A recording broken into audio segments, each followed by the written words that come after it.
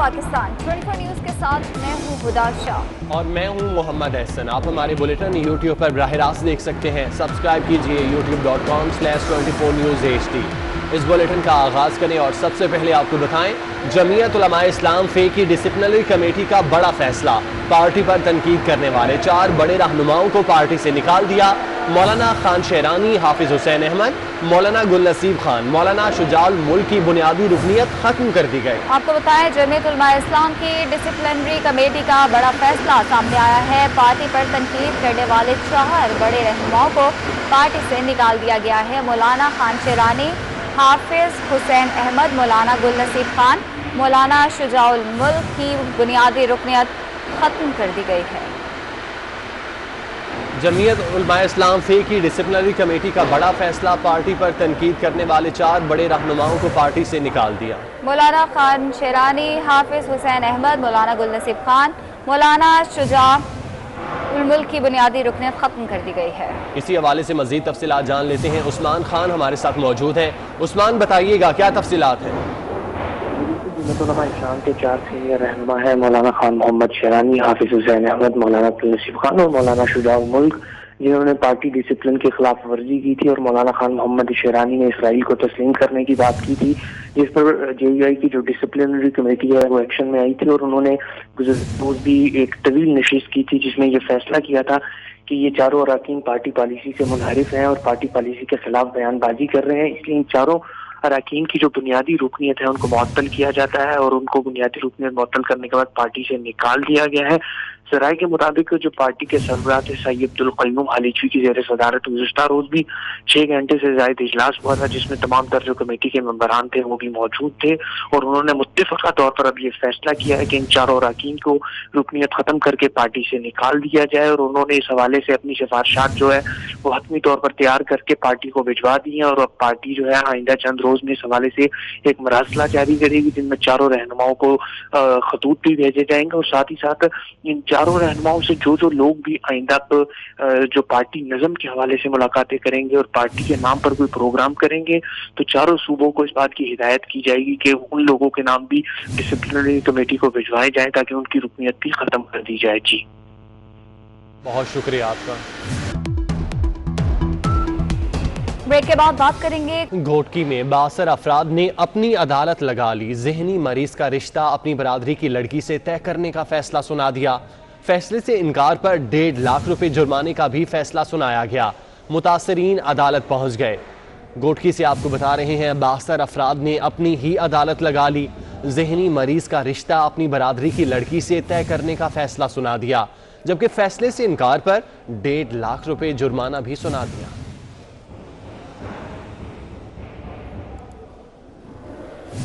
कंबर की तहसील वारा में डकैती मुजाहमत पर डाकुओं की फायरिंग से पुलिस एहलकार अब्दुर्रहमान शहीद हो गए।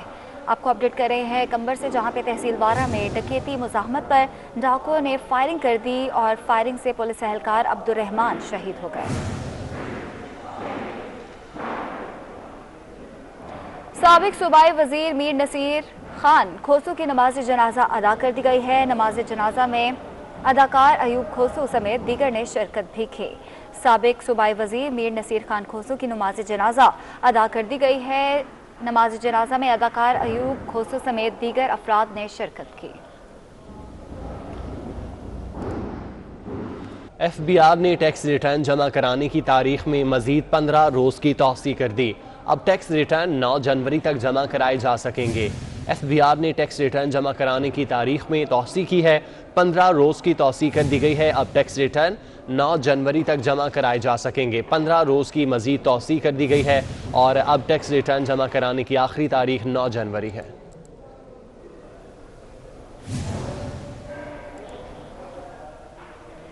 गुजरावाला में जमात इस्लामी ने मैदान सजा लिया। अमीर सिराजुल हक जलसे से खिताब करेंगे। जलसे की तैयारियां जारी हैं। जलसागाह में 20,000 कुर्सियां भी लगाई गई हैं। इंतजामिया ने जलसे की इजाजत दे दी है। जाहिद इकबाल राना हमारे साथ मौजूद हैं। जाहिद, बताएगा इस वक्त क्या सूरत हाल है और कहां तक पहुंची तैयारियां? हाँ जी बिल्कुल, आज गुजरावाला में जमात इस्लामी की जनत से अवामी ताकत का मुजाहरा किया जाएगा। इस हवाले से जो तैयारियां हैं वो मुकम्मल की जा चुकी हैं। जलसागाह में कोरोना के तहत 20,000 कुर्सियां लगाई जा रही हैं। जबकि मरकजी स्टेज है वो भी तैयार किया गया जिसकी लंबाई 60 फुट है और चौड़ाई 20 फुट है, जहाँ पर मरकजी कायदीन है वो बैठेंगे। जबकि गुजरांवाला में अमीर जमात इस्लामी सेनेटर सिराजुल हक का जो तकरीबल मिसाल जो इस्तकबाल है वो 2:30 बजे किया जाएगा, जबकि जलसा आयाम से सेनेटर सिराजुल हक जो हैं वो पूरे 3 बजे खिताब करेंगे। इस हवाले से ठीक है, बहुत शुक्रिया। जमीयत उलमा इस्लाम का चेयरमैन नैब के खिलाफ सुप्रीम जुडिशल काउंसिल में रेफरेंस दायर करने का फैसला। जमीयत उलमा इस्लाम ने मौलाना फजल रहमान और दीगर पार्टी कायदीन के खिलाफ कार्रवाइयों की कानूनी मुजाहमत करने का फैसला किया है। साजिद बलोच बताएगा इस हवाले से। जी बिल्कुल, जेडवाई की मरकजी मजलिस आमला नाज़मीन और वकला विंग के मुश्तरका इजलास में नैब की जानिब से मौलाना फजल रहमान समेत पार्टी कारकुनों को हिरासत करने के खिलाफ कानूनी मुज़ाहमत का फैसला भी किया गया है। जेडवाई की लीगल टीम जो है चेयरमैन नैब की अखलाक को वीडियो को लेकर के तहत सुप्रीम जुडिशल काउंसिल में रेफरेंस दायर करेगा, जिसका अखलाक टीम बना दी गई है जो कानूनी जायजा ले रही है। जी ठीक है, बहुत शुक्रिया।